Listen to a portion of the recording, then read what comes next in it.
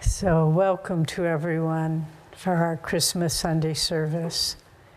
And we want to welcome those here with us today and those online. And we especially want to thank those who have come this weekend for our retreat, the Inner Christ, Awakening the Inner Christ. And we so enjoyed our satsang with you yesterday. It was lovely, and we hope your journey home today will be safe and filled with thoughts of what you learned during this time. So we have a beautiful reading from Rays of the One Light. These are weekly commentaries on the Bible and the Bhagavad Gita based on the teachings of Paramahansa Yogananda. So this reading is, what was the Star of Bethlehem? Truth is one and eternal. Realize oneness with it in your deathless self within. The following commentary is based on the teachings of Paramahansa Yogananda. Divine vision is the opposite of worldly sight. Divine vision sees God's presence behind all outward appearances. Worldly sight sees appearances merely, coding even the blazing wisdom of a saint. A master to a worldly man is a human being with perhaps a slightly better attitude than the norm. The scriptures therefore strive to demonstrate how the divine consciousness, when openly active among men in the lives of great masters, must never be viewed as an expression of ordinary human consciousness. To seek the presence of divinity behind the life of a great master is to prepare oneself to recognize that same divinity also in lower manifestations, until at last one beholds God everywhere. Thus it was that Paramahansa Yogananda, on observing his new disciple, Swami Kriyananda, struggling with the contrast between the Guru's human appearance and his inner divine reality, looked at him deeply one day and said, "If you only knew my consciousness." The story of the birth of Jesus Christ contains an account in the Gospel of St. Matthew, chapter 2, of the Star of Bethlehem. The wise men who sought Jesus in his manger said, "We have seen his star in the east, and lo, the star which they saw in the east went before them till it came and stood over where the young child was." This account was important, for it showed all mankind that Jesus was a divine incarnation and no ordinary man, that he brought divine consciousness to earth, even though he would play a human role among human beings, and that others too, by receiving him in their inner hearts, would acquire power, as the Holy Bible puts it, to become the sons of God. The scriptures enjoin us to meditate on the lives of great souls, that we may discover our own latent spiritual greatness. As the Bhagavad Gita puts it in the 4th chapter, who knows the truth touching my births on earth and my divine work, when he quits the flesh, puts on its load no more, falls no more down to earthly birth. To me he comes, dear Prince. Thus, through Holy Scripture, God has spoken to mankind. Om, Om, Om.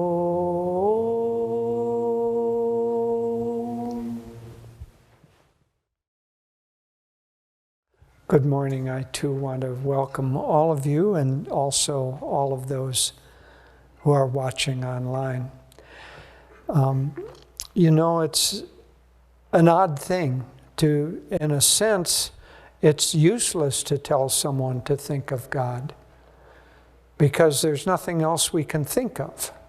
When you think of your neighbor, when you think of the stock market, when you think of the troubles in the Middle East, you're thinking of God.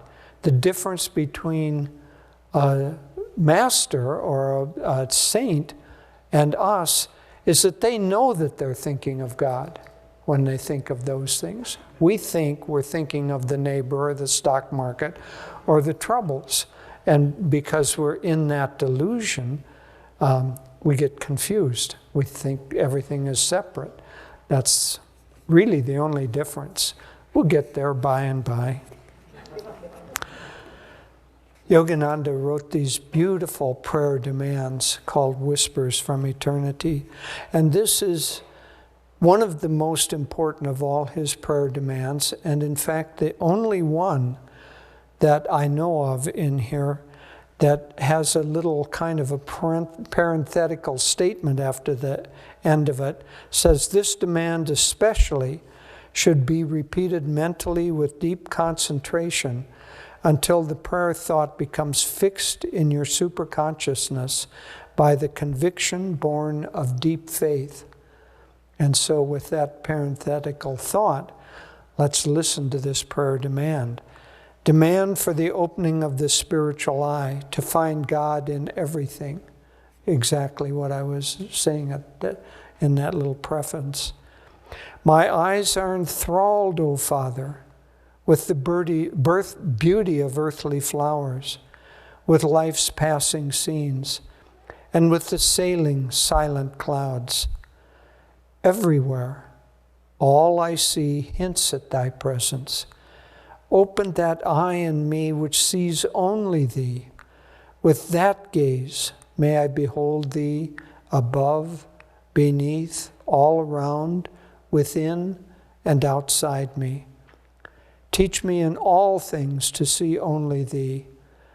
Open in me that eye which beholds everywhere thy hidden but ever subtly reigning wonder.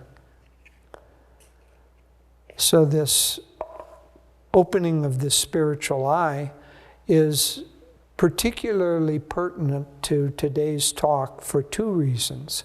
One, the Star of Bethlehem is symbolic of that spiritual eye, and I'll talk about that.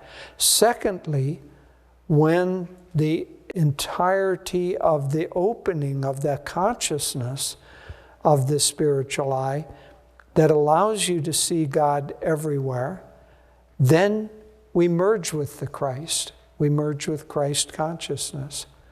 So people are sometimes a little confused about what Christ consciousness is. And there's the best advice I could give you is read or reread the chapter in the autobiography of a yogi called An Experience in Cosmic Consciousness. That is the description of what the Christ consciousness is. And so to review that a little bit, Yogananda, the chapter starts in a very interesting way. Yogananda had left his guru's ashram thinking that he could find God up in the Himalayas, and he didn't. And he left behind his duties, and he went against the gentle advice of his guru, Sri Yukteswar. The chapter begins with him returning from the Himalayas, making that trip back to the source of wisdom, and expecting to be chastised by the wisdom. In fact, he finds the exact opposite.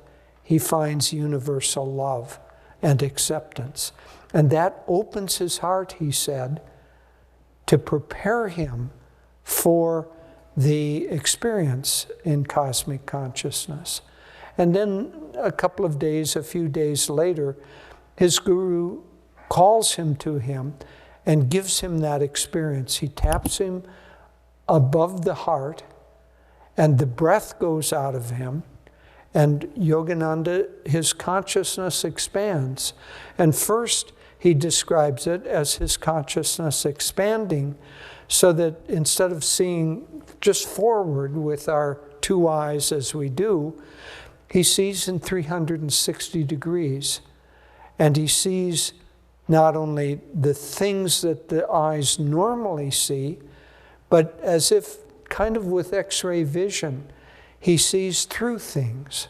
He sees a cow that's walking along the lane, and there's a fence, a kind of a brick wall that blocks that lane from where he's standing. And he sees the cow, whether the cow is behind the brick wall, sees it just as clearly when it passes the open gate, and continues just as clearly as it goes again behind that wall. And he sees trees, and he sees the life force in the roots of trees, and his consciousness begins to expand and expand and expand until it goes out to the farthest reaches of creation. But and here's the really important thing, is he doesn't just see that. He realizes that what he is seeing is his own self. He is seeing his self that has become, taking on different appearances, has become everything.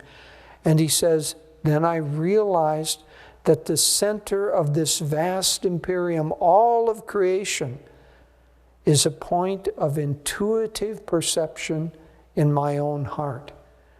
That's the experience of Christ consciousness. That's what Jesus came as a symbol, because he brought with him that Christ consciousness. And so he came, Christ isn't Jesus' last name. It's Jesus the Christ. And so it's a title, meaning that he had this Christ consciousness. In India, Krishna has Krishna consciousness. And so this state of the awareness of ourselves being unified with everything is the state of Christ consciousness. And that is what was born on Christmas Day, along with the baby Jesus. And that ultimately is what is going to be born on our Christmas Day in us, our Christ Consciousness Day, or our Krishna Consciousness Day. But coming back to this beautiful little story of the Star of David, there isn't much written in the Bible. I looked. It's nice to check these things, especially if you have to talk about them. And only Matthew mentions it. And it's just a little bit. he says that he doesn't even say three. He says wise men came from the east, and they came first to King Herod, saying that they were seeking the birth of the Savior or the new King of Israel. And of course, this didn't go down very well with Herod, because he thought he was the king of Israel.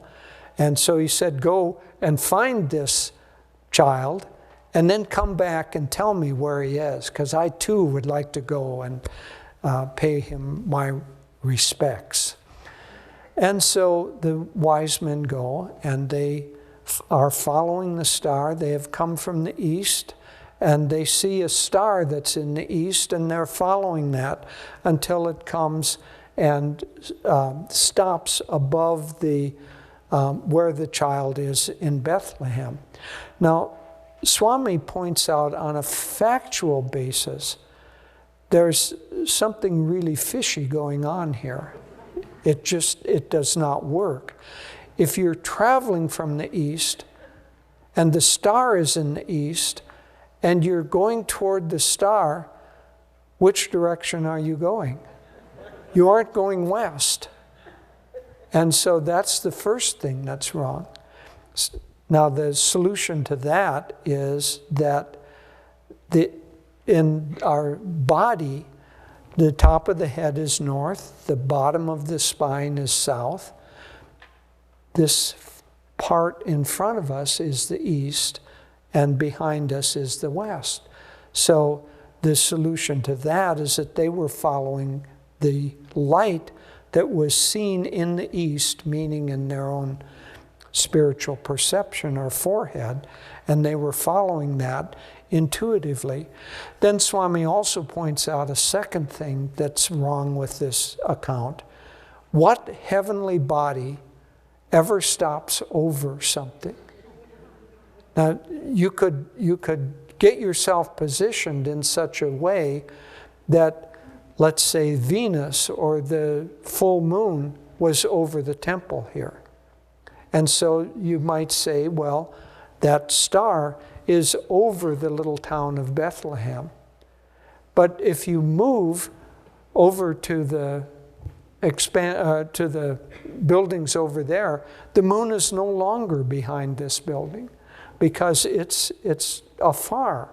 And it's in a vast distance. And so it doesn't stay stationary over something. But, of course, the story here is really highly symbolic. And so the story of the symbol of the wise men following the light that stops over the place where the birth of Christ consciousness takes place is just very highly symbolic. And as was pointed out in the reading, it's important because those wise men and the star, the heavenly celestial phenomenon, is saying this isn't the birth of a normal child. This is the birth of a child that's special, in this case, an avatar. Now, there's something even more interesting to this story. Master said quietly, because it wasn't expedient to talk about this a whole lot 100 years ago. Now we can talk more openly.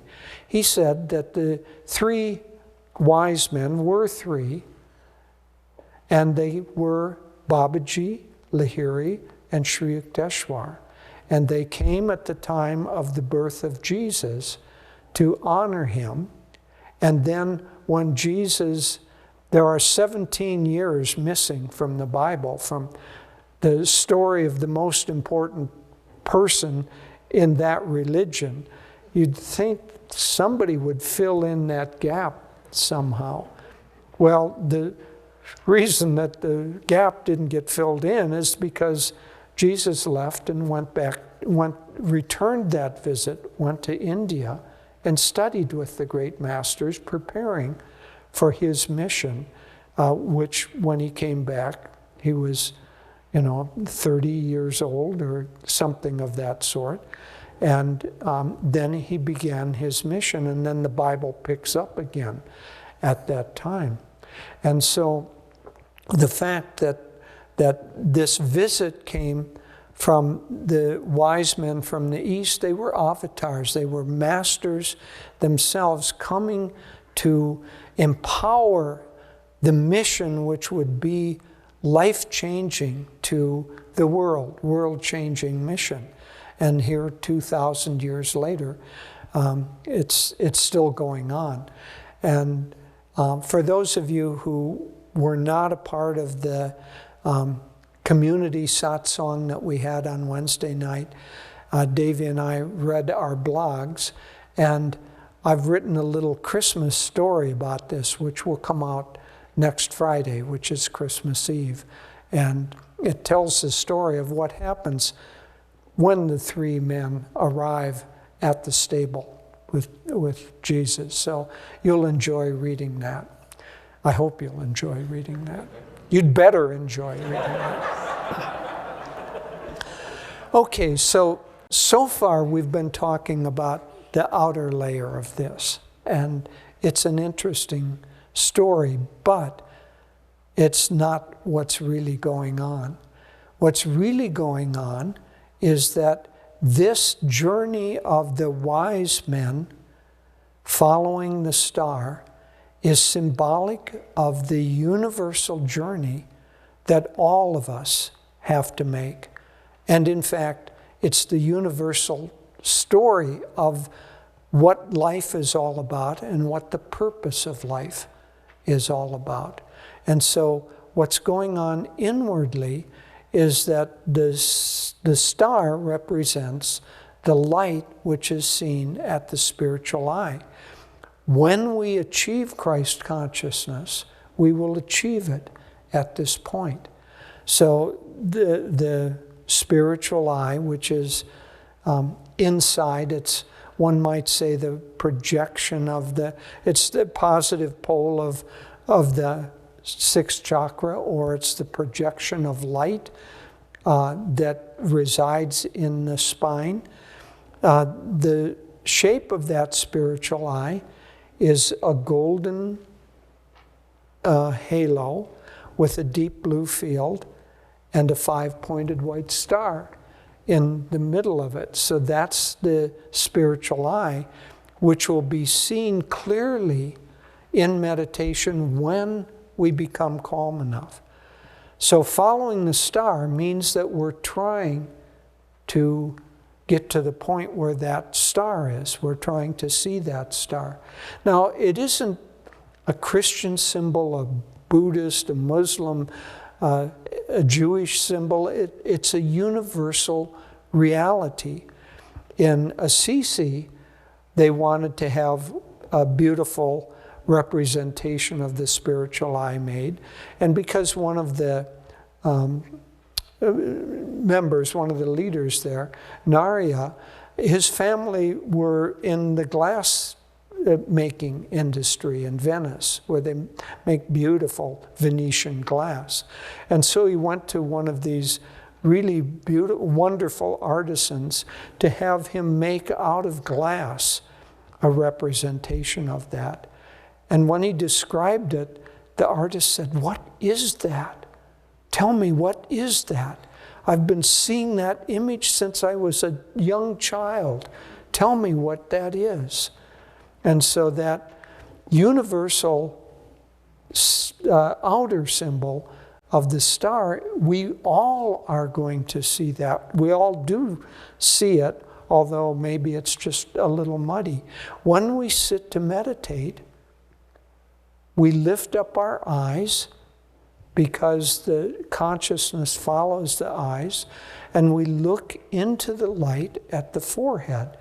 That is the journey of the wise men, trying to make that journey toward the star.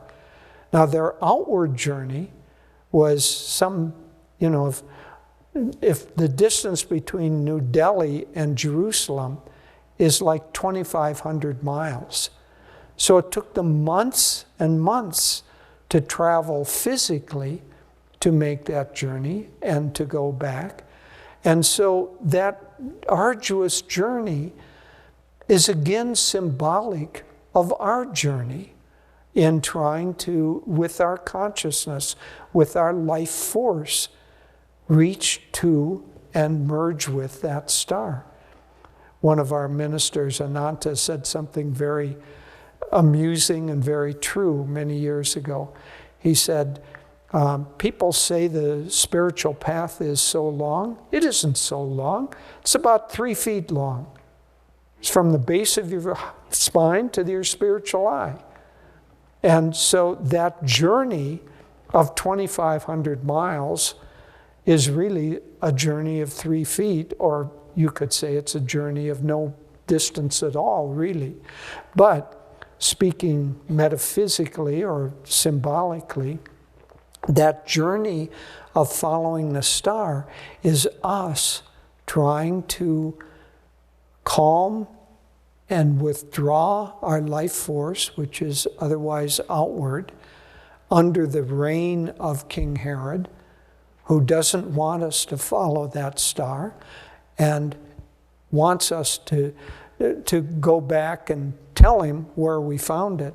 This again is repeated over and over and over. It's the story of the Mahabharata, the fight between the two clans, the battle between who Master called King Material Desire, Duryodhana, and the forces of the chakras, or the light, with Krishna guiding them, Krishna consciousness. So symbolically, this story is repeated in different religions. It's not because the different religions are copying each other.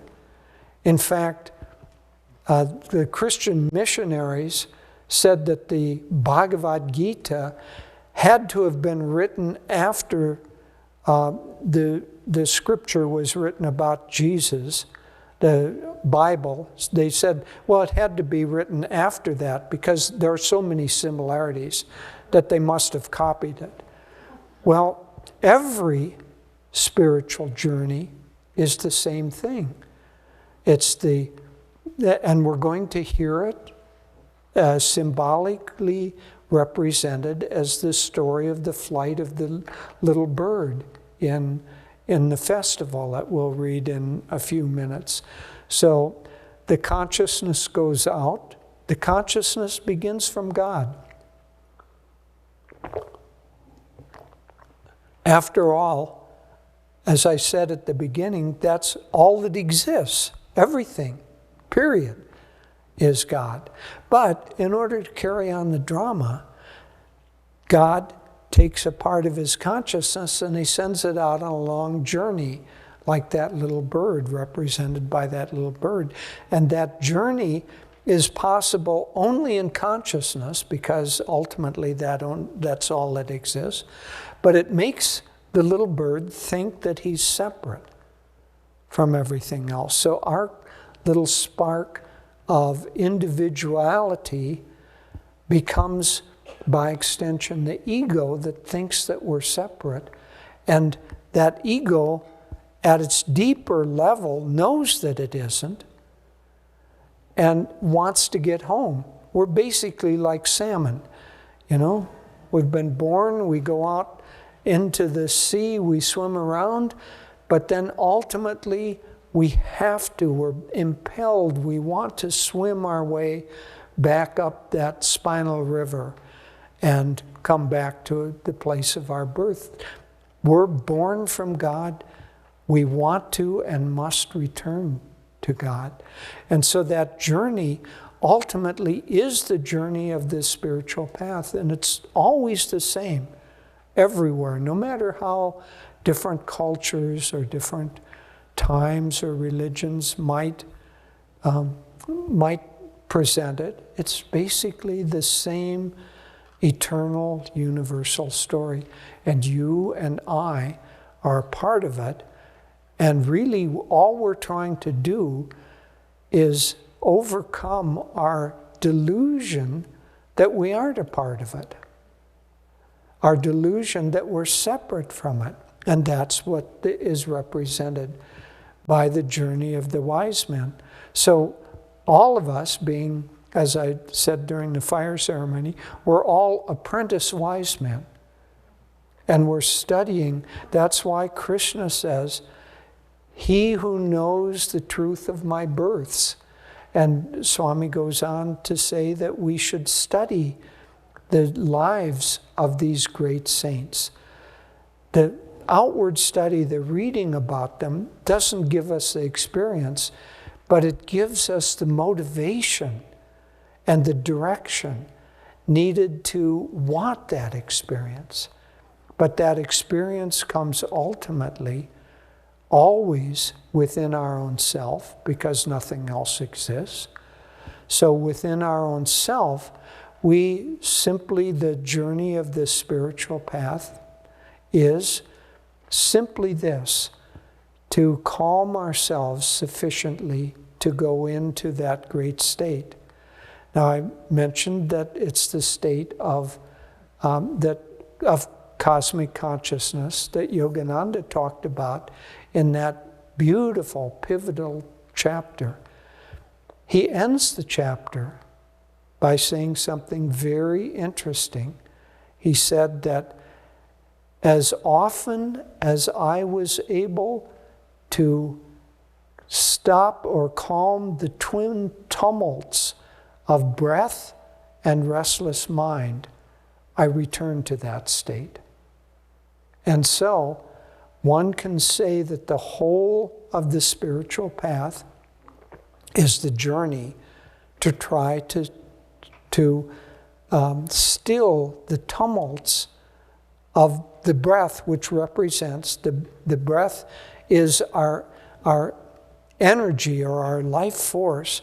And the reason that we breathe is because it's going outward. It's in, out, in, out. It's rhythmical and it's dual. But when we stop that breath, we're still alive. Our life force is still alive, but it's now completely contained within the deep spine, within our own true self. And when that happens, the restless mind begins to calm down. And then we perceive that light clearly. But just as Yogananda did in that chapter, we don't look at the light. We perceive that we are that light. And in that light, that's when we even have a glimmer of that light. That's the birth of the baby Christ consciousness within us. The searching for it, the yearning to go there, the willingness to make that journey, however long, however arduous it may seem, is the journey that every soul must ultimately make. And you and I are deeply, deeply blessed that we want to make that journey. And as Yogananda said, every desire has to be fulfilled. And so the desire to make that journey, the desire to ultimately unite with the Christ consciousness, when that desire arises in our consciousness, the grand game is almost over. And you and I have that desire strongly. We wouldn't be here, we wouldn't be watching this. And so I think that we've probably left King Herod, Jerusalem. We're traveling from Jerusalem to Bethlehem, which is just a little journey now. So we've left King Herod behind. We're headed just for that little final leg of the journey. We're going to get there, and we're not going to go back and report to King Herod anymore. We're going to stay there. We're going to merge into that Christ consciousness. And ultimately, that is the story of the journey of everyone. And it's the story of Christmas. And it's the story of the Star of Bethlehem. And it's the story of the deep yearning of the heart and soul of each of us. God bless you.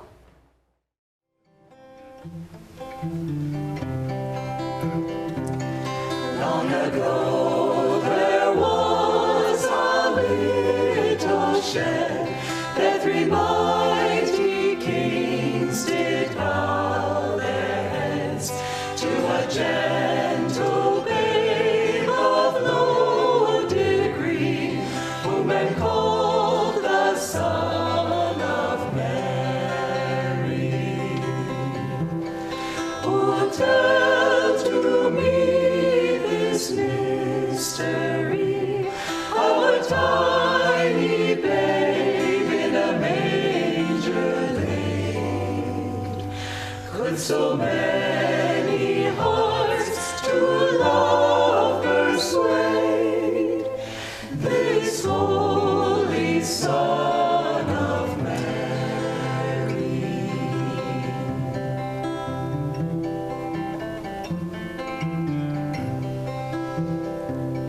Shepherds came and knelt in wonder there, seeing him in light beyond compare, and his eyes that told them all love was he, whom men called the Son of Mary.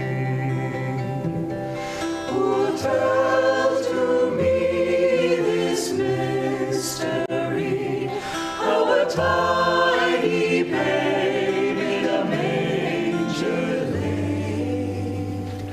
Could so many hearts to love persuade this holy Son of Mary?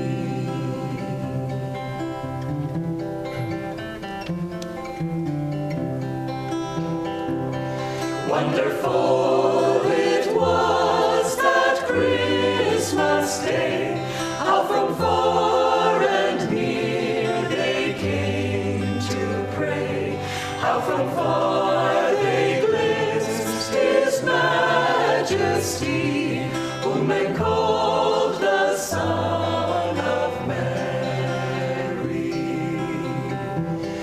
Who tell to me this mystery, how a tiny babe in a manger laid? Could so many hearts to love persuade this holy Son of Mary?